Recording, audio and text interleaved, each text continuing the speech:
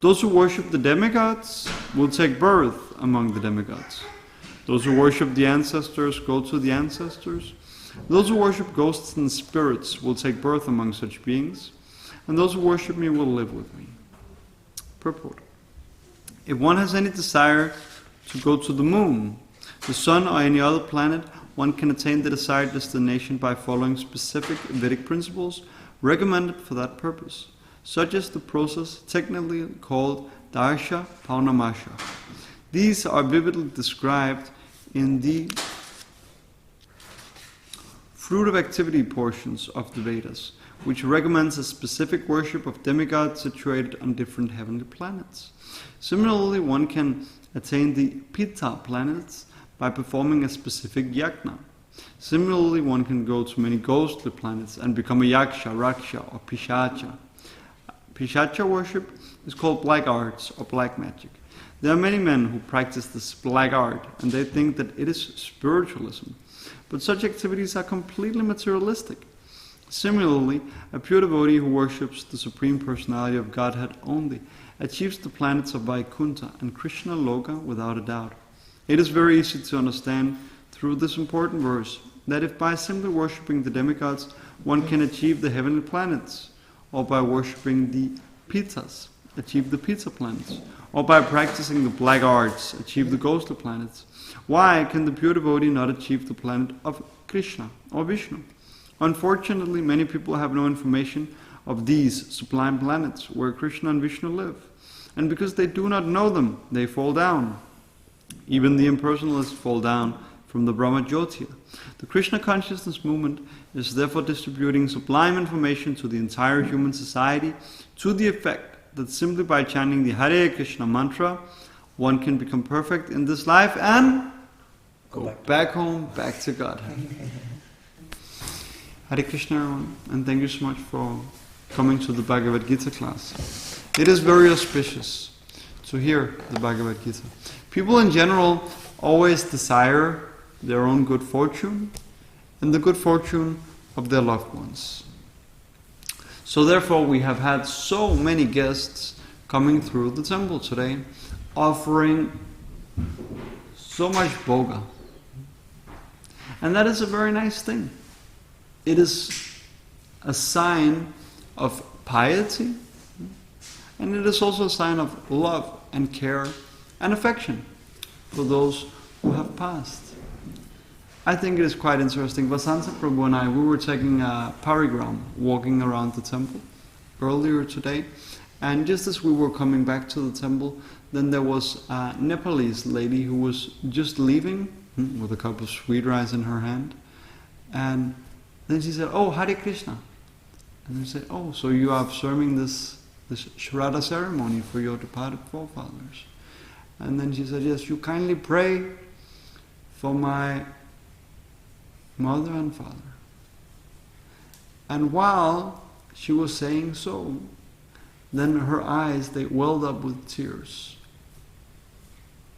And that got me thinking a little bit about, wow, it's quite interesting the love that children, they generally have for their parents, and of course grandparents and family members. And so many people, they are coming here today, and they're very affectionate. Very affectionate. Some of them, they have been given like lists of names of, you please pray for this one and this one and this one and this one, and my grandparent and my grandparent's uncle, and this one and this one and this one and this one and this one and this one. So they are desiring an auspicious destination for their family members, so they are attached, but they are, in one sense, a little bit sentimentally attached. But still, it's in one sense, it's quite a nice sentiment. And that really got me thinking, like, how we can live our lives in such a way that somebody will cry when we die. I was wondering, who's going to cry when I die?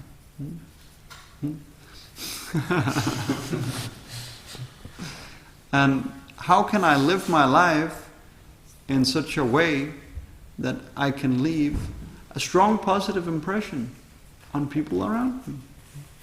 So of course, Narad Muni, he gives this very valuable instruction in the 4th canto of the Srimad Bhagavatam when he's instructing Dhruva. He says, everyone should act like this. When you meet someone more qualified than yourself, then you very gratefully receive them and you inquire from them. When you meet someone on an equal level, then you make friendship, maitarim. And when you meet someone who is in a lesser position than yourself, then you extend a hand and you are compassionate. So he says, every human being should act like this. So it is very important that we cultivate good relationships when we are in the practice of devotional service. I find it quite interesting that we have this list which is being given by Rupa Goswami of the items of devotional service. How many items of devotional service do we have? 6. No. 64. Yeah. 64 items. How many limbs of devotional service? 9. Yes. And out of those limbs there are said to be 5 Maha Angas. What are those? So it's a Naam, the holy name, devotee. The holy name. Devotee what? Devotees of the Lord. Sadhu. But what's the Anga? Association. Yeah. Association Yes. with devotees. And then reading the scriptures, reciting in a holy place, and worshipping the deity. Yes. And this is stated by Chaitanya Mahaprabhu. This is taken from a verse in the Chaitanya Charitamrita. One conversation that Chaitanya Mahaprabhu and Sanatana Goswami they had. And the verse is actually saying, although that it is generally said that out of these items, 2 are most important, and 1 is you cannot do without it. That is the chanting of the holy name. But it's actually interesting that Chaitanya Mahaprabhu, he states the first item he lists in those 5 Maha-Angas. He says Sarusanga. So Sarusanga, that's very, very important in our practice. It is an element that we cannot be without. We need this if we want to grow in devotional service. And if we understand how to engage in devotional service amongst devotees, then we can very rapidly make advancement. And we'll be very happy and content in devotional service because we will receive the blessings of our seniors by being humble and submissive and service-minded. We will receive the well wishes of our friends by being friendly and loving and open and lending an ear when need be. And also even our juniors, we should also wish that our juniors, they may look upon us and keep us in their prayers. It's actually quite interesting that in the very end of the Chaitanya Charitamrita, how elevated is Krishna Das Kaviraj? He is quite an elevated personality. Quite an elevated personality. He says in the end of the Chaitanya Charitamrita, he is saying, and now when you have completed this book, then you please pray for me. So he says, I request the blessings of all of my readers, at whatever level of advancement they may be. So if we receive the affectionate well wishes of the devotees, then we can be quite sure to also receive the favor of the Lord. So I'm thinking that if we want to receive the favor of devotees, and if we want to have devotees shed tears when we leave our body, and of course that shouldn't be the goal in itself. We should want to have these loving relationships while we are here. But then there's 2 points to it, of course. There is the dedication to the mission, That's of course that's one of the very appreciable symptoms of a devotee, is that he is a sold out servant of his spiritual master, and he tries to fulfill the mission and the desire of his spiritual master. So that is prachar, that is preaching, sharing. And then there is achar, and that is our behavior. And Sanatana Goswami, he glorifies Haridas Thakur, that he says, you are very good, Haridas Thakur, you're perfect. Because when you are preaching, when you are doing prachar, you are backing it up by perfect achar. Your way of dealing with others is, you cannot put a finger on it. It's perfect, it's paka. So in the same way, then we should strive to first of all acquire good sadachar, good Vaishnava behavior, and then do prachar, do some preaching for the service of the spiritual master. And so if we can have these two simultaneously, very nice, loving, caring, deep, affectionate relationships with devotees, then our lives, they will be successful.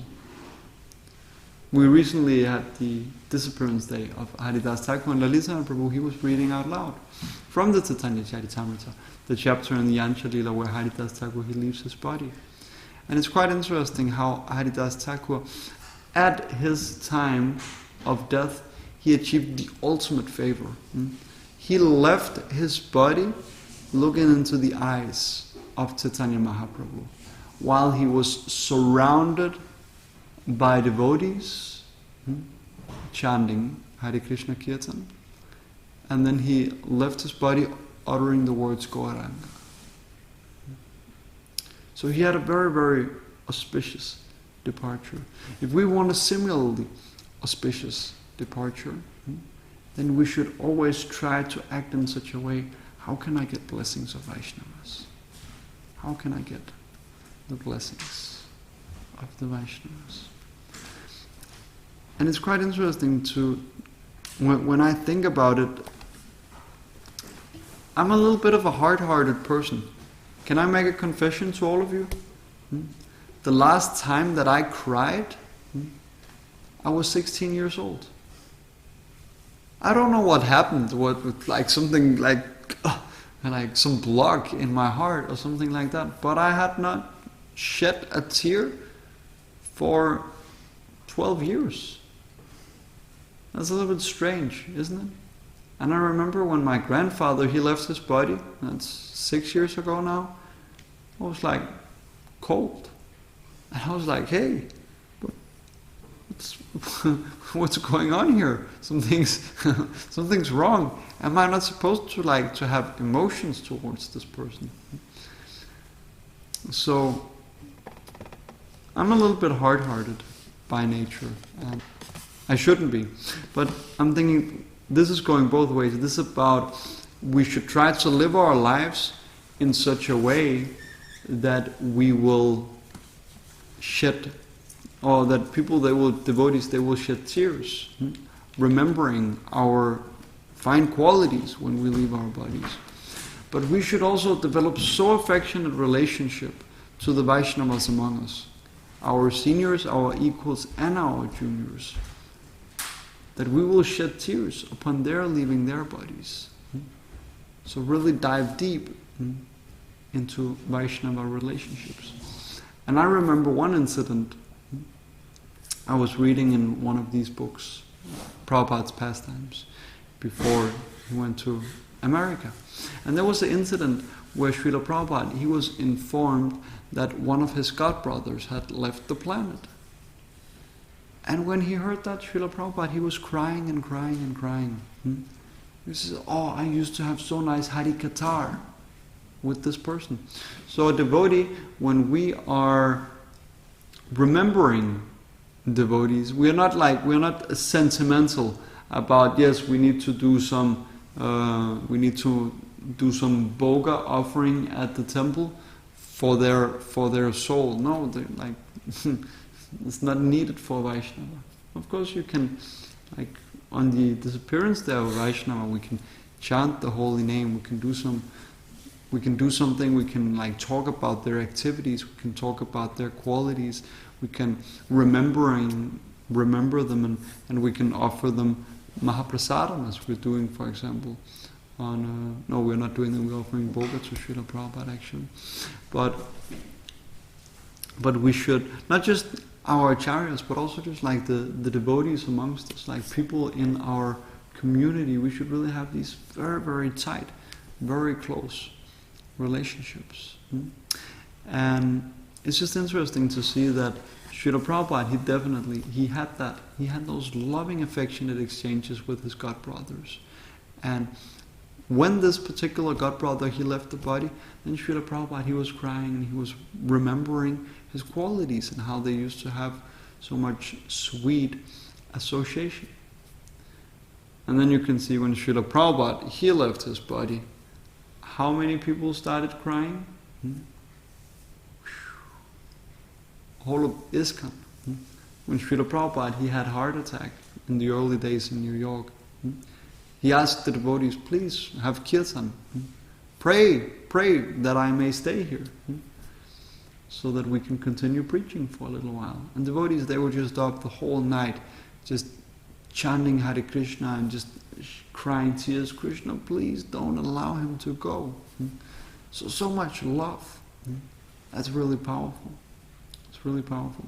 So if we can live our lives in such a way that devotees, they will shed tears when we leave our body. If we strive for that, living our lives in such a way, then I can say with almost like a guarantee that if you meditate on that, if you make that a goal, then naturally you will have very, very affectionate and deep relationships.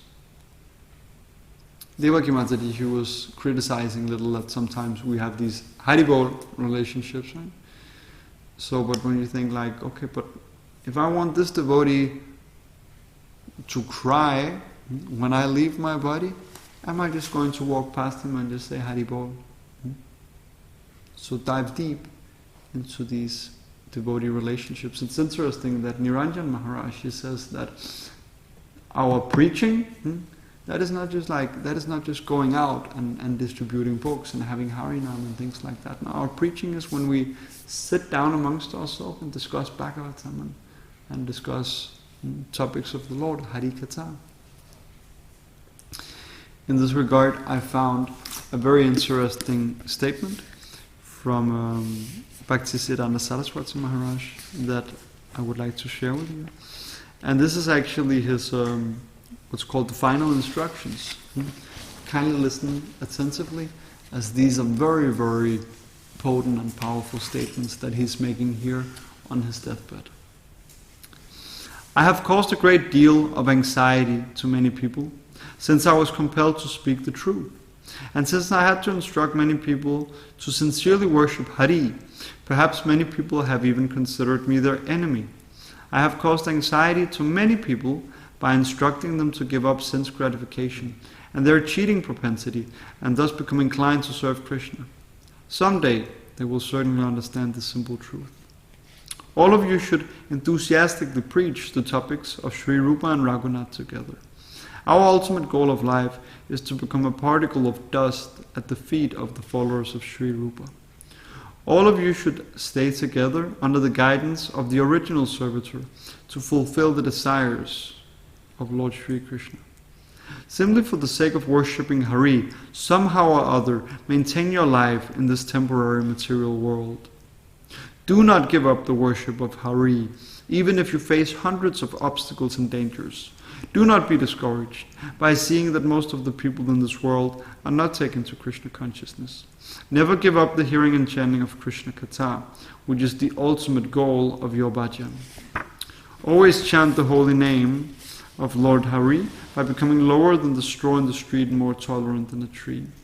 We should maintain a desire to sacrifice our useless lives in the fire of Sri Krishna Chaitanya's Sankirtan movement. We do not want to become heroes. We do not want to become expert fruit workers or religious reformers. Let the dust from the lotus feet of Sri Rupa prabhu, be our life and soul birth after birth. The flow of devotional service in the line of Sri Bhaktivinoda Thakur will never be checked. All of you should take stronger vows to preach Sri Bhaktivinoda Thakur's mission with more enthusiasm. Among you there are many qualified and experienced persons. We have no desire other than this. Holding a scroll between your teeth, we repeatedly pray to become a particle of dust at the lotus feet of Sri Rupa, birth after birth. There are many obstacles in this world, but it is not our goal to either become overwhelmed by them or to remove them. We should try to realize what is our goal of life and how we will attain eternal life, as long as we are present in this world. We should solve all our problems and dualities. The more we distance ourselves from Krishna's lotus feet, the more we will be attracted by the action and counteraction of this world. By becoming attracted to Krishna's transcendental name, while remaining aloof from the attraction of this visible world, we can understand the mellows of Krishna consciousness. The topics of Krishna are so startling and perplexing that foreign matters place obstacles in the realization of our eternal goal of life. In order to eliminate this, human beings are more or less knowingly and unknowingly struggling. Our only goal of life is to become transcendental to this duality and enter into the kingdom of our eternal goal of life. We neither have any attachment nor any detachment for anyone in this world. All arrangements in this world are temporary. For every person, to attain the ultimate goal of life is inevitable necessary. All of you live in complete harmony and attain the qualification to serve the original servitor. Let the current of thoughts of the followers of Sri Rupa be spread everywhere. May we never at any time show indifference to Sri Krishna Sankirtan Yajna. We will attain all perfection if we simply increase our attachment for this. All of you should boldly and enthusiastically preach the teachings of Sri Rupa and Raghunath under the guidance of the followers of Sri Rupa. So these were the final instructions uttered by Srila Bhaktisiddhanta Saraswati Maharaj on his deathbed. And I think it's quite interesting how he, again and again, he says, just cling on to devotional service. Do not give it up. Never give it up. Doesn't matter if the rest of the world, they are completely indifferent. But cling on to it. And that is really where we can help each other. I think it would be so beautiful to see that Devaki Mataji, she gave these examples that she says when she came back to Germany after having preached in Bangladesh for many years, then she was looking so much forward to seeing all her old friends, those who used to live in the Brahmachari and Brahmacharini ashram. But when she came to the temple, she saw that most of them, they weren't there. Then she thought, well, surely they will come a little later. Surely they will come for the Sunday program. They will come for the next big festival. At least they will come for Janmashtami. And she saw so many that had left the movement. They had left Krishna consciousness. So that's really our first and foremost duty to each other, is to make sure that nobody leaves. And rather than, it's said very nicely, then a stitch in time saves 9. So sometimes if you have this, if your cloth is ripping, or if you have like a hole in your dhoti or something like that, then you can fix it with a single stitch if you do it in time. But I have done this many times that, you think, okay, a small hole, I should stitch it. But then you don't. And then all of a sudden, then you don't need 1 stitch, you need 9. So 1 stitch in time saves 9. In the same way, in our relationships. Taking the time to just sit down with a devotee and do guya magyati prichati, inquiring confidentially and listening in confidence. That might actually be like such little things that will save a devotee from venturing out into the material world again. So it is so important. And it is so easy to cultivate good relationships. It's just a matter of prioritizing it. So I'm preaching to myself here, and I hope that you will also benefit from it somewhat. Any comments, any questions? Dinesh Prabhu? Can we repeat the text that we... Yes. It is said that those who worship the demigods, they will go to the demigods. Those who worship the forefathers, they will go to the forefathers. Those who worship ghosts and spirits will take birth among such beings. Oh, wrong chapter. And those who worship me will come to me. Yeah. Okay. I think that was the whole thing. Yeah? In chapter 4 or 5, I'm not sure, but Arjuna, I think 3rd chapter, Arjuna says to Krishna, if I kill all these people, then it creates disturbance in the society, and their children will not worship their ancestors. Arjuna asks to Krishna that he says that they will not worship and follow these rituals that we have. But here Krishna himself, he says that you worship me, that's the ultimate thing. So, but Arjuna is asking like that. So, what is the reason that why we do Shraddha and why we worship ancestors when we know that their soul is getting birth again and they just leave the body?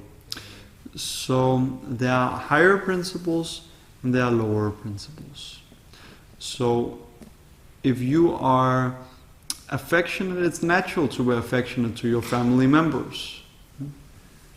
So therefore, then people, they very willingly attend to these sacrifices for the benefit of their loved ones. And also with the mentality that, well, this is going to benefit myself also, because it's a pious activity. But all these sacrifices that are mentioned in the Vedas, actually, Krishna here says that those who worship the devas, or those who worship the forefathers, whatever you worship, he says, actually you're worshipping me, but you do so in the wrong way. You do it in an indirect way.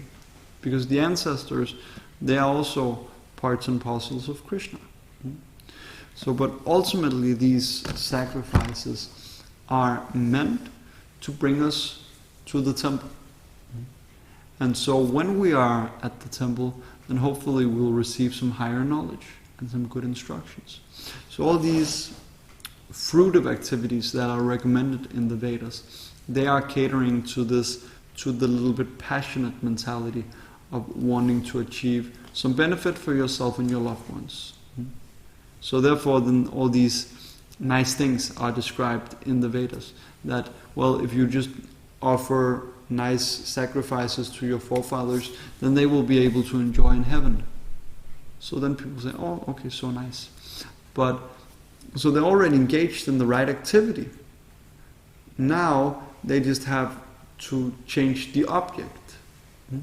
Instead of worshipping the forefathers, then they should be taught how to worship Krishna.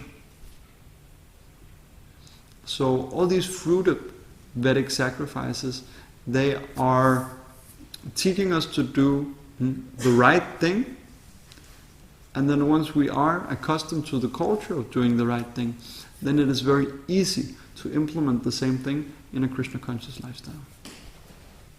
Does that make some sense? I think so. Okay. Yeah, because all what people there are doing, like today, for the sake of their forefathers, like they could just they could do every single day, same thing, just come and offer something to Krishna, and the forefathers, they will get blessings. That's stated in the 7th canto, that by becoming a pure devotee, automatically, then so many generations forth and back, automatically they will receive benefit. Was that something? Yes, thank you for that. I like the point where you mentioned that real preaching is just when devotees, they discuss Bhagavatam among each other, so when other people they see, they will become attracted. And I just want to say that this I heard that the proper way of associating with devotees is actually through hearing. Such simple thing, but with I sometimes missing this. Just hear devotees and how you get there, like affection, and because we like when someone is healing us, right? So we can just sit and hear devotees, and naturally they'll become more friendly.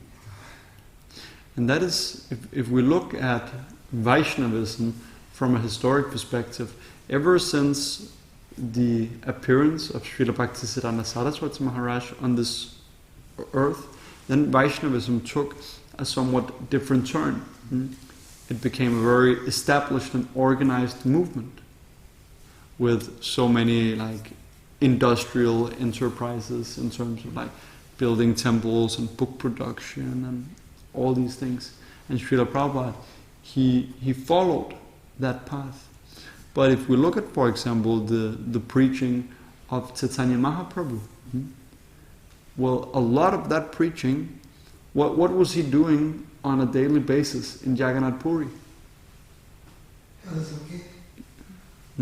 He was basically just going from one devotee to the next, and just like hearing and chanting, and sometimes taking something to eat also. There's very, very like loving and affectionate relationship, and just enjoying Krishna Katha is described. How long did Chaitanya Mahaprabhu spend on preaching all over India? 6 years. 6 years. How long did he spend in Jagannath Puri just discussing verses with Ramananda Roy and Swarup Damodar? Like 18 years. Yeah. That's quite amazing, right? That he was a sannyasi for 24 years. And 6 of those years was active preaching, and then 18 of those years were just boiling the milk, having sadhusanga. So I think that's quite interesting. So of course we still should have the outgoing aspect. But right now we have such a luxurious situation actually, because we have been cultivating our community for quite some time, and the temple is nicely established. We are not so much in this pioneering stage where we are dependent on active preaching for income. So if we just cultivate very, very loving, caring, affectionate relationship amongst ourselves, then naturally people, they will be drawn towards that. Then when, for example, a young man, he comes, then he will say, okay, so there's like this on one hand as an option, and then they're struggling alone in the material world. So when people, they come to Krishna consciousness and they get the opportunity, they may have some shraddha, they may have some faith. If they go away again, that is the most disastrous thing that has happened for millions and millions of lives. Like, how rare? I heard an amazing example of like this about how rare it is to meet a pure devotee and come in contact with Krishna consciousness. Just how rare is it to find a human being in this world? If you look at all the different species of life, did you know that ants, the weight of ants as a species on this planet is greater than the weight of human beings on this planet? If you take ants in kilos and tons and you weigh them, and then you weigh human beings, then the ants, they're heavier. So just think about how rare it is to get a human form of life. So many little like microbes, no forms of life. So how rare it is to get a human form of life. When you are in a human form of life, how rare it is that you come upon a person who is genuinely religious. How rare is it that you come upon a society a society following the teachings of a pure devotee. How rare is that? It is extremely rare. And so when people, they come and they go again. Why do they go again?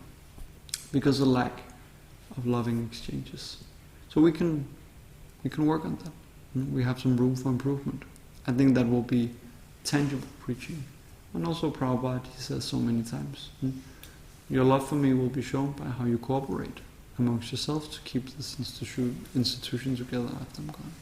Sorry, now I'm going over time, so I'll stop here. Thank you so much. Thank you for adding that very nice point.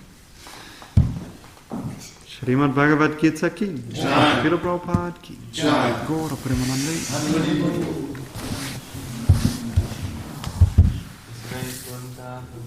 Jai. Gaura Bhaktivinoda.